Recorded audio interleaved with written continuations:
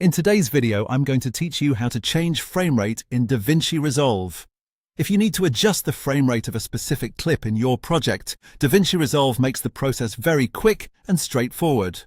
This can be useful if you want a clip to play back differently, or if you simply need to match the timing and motion of your footage more accurately inside your edit. To begin, go to the clip you want to change the frame rate for and click on it so it's selected. Make sure you're choosing the correct clip before making any changes, especially if you're working with several similar shots on the same timeline. Selecting the right clip first helps avoid changing the wrong piece of footage by mistake. Once the clip is selected, right-click on it to open the context menu. This menu gives you access to a number of clip-specific options, and the one you're looking for here is the setting that allows you to adjust how the clip plays back. From that menu, choose Change Clip Speed. As soon as you click it, a settings window will appear with playback options for that clip. In this window, you'll see the frame rate per second displayed.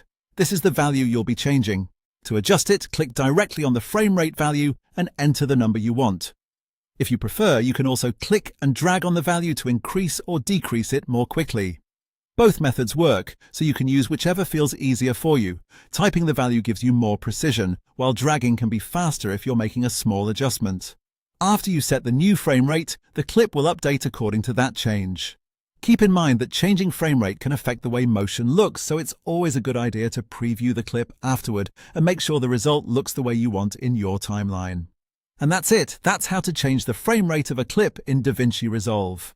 It only takes a few clicks, and once you know where the setting is, it becomes a very easy part of your editing workflow.